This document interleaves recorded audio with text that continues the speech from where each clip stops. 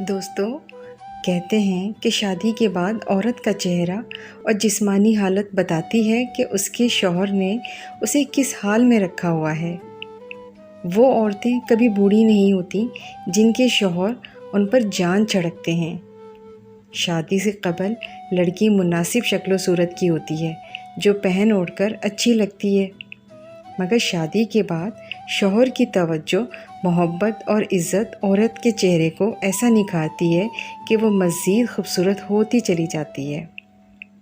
شادی کے 10-20 سال بیت جانے کے بعد بھی عورت خوبصورت اور کم عمر لگ سکتی ہے کہ دیکھنے والے دنگ رہ جائیں اور زوجین کی قسمت پر رشک کرتے نہ تھکیں۔ کہتے ہیں کہ عورت کو تم جیسا کہو گے وہ ویسی ہی بنتی چلی جائے گی۔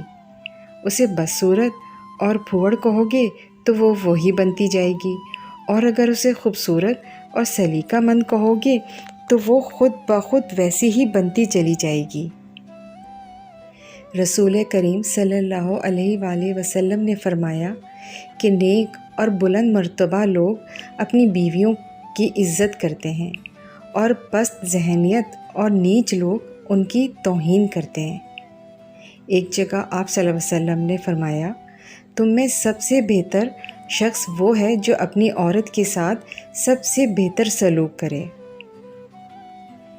اس کے علاوہ ایک اللہ والے نے لکھا ہے کہ عورت اگر پرندے کی صورت میں خلق ہوتی تو ضرور مور ہوتی، اگر چوپائی کی صورت میں خلق کی جاتی تو ضرور ہرن ہوتی، اگر کیڑے مکوڑے کی صورت میں خلق کی جاتی تو ضرور تتلی ہوتی، لیکن وہ انسان خلق ہوئی تاکہ ماں، بہن اور عشق بیوی بنے۔ عورت اتنی عظیم ہے، اشرف المخلوق ہے، اس حد تک نازک مزاج کہ ایک پھول اسے راضی اور خوش کر دیتا ہے اور ایک لفظ اسے مار دیتا ہے۔ تو بس اے مردوں، خیال رکھو، عورت تمہارے دل کے نزدیک بنائی گئی ہے تاکہ تم اپنے دل میں اس کو جگہ دو۔ یہ عورت ہی ہے جو اپنے بچپن میں اپنے باپ کی برکت کے دروازے کھولتی ہے، اپنی جوانی میں اپنے شوہر کا ایمان کامل کرتی ہے، اور جب ماں بنتی ہے تو جنت اس کے قدموں تلے ہوتی ہے۔ عورت جس روپ میں بھی آپ کی زندگی میں شامل ہے، اس کی قدر کرو۔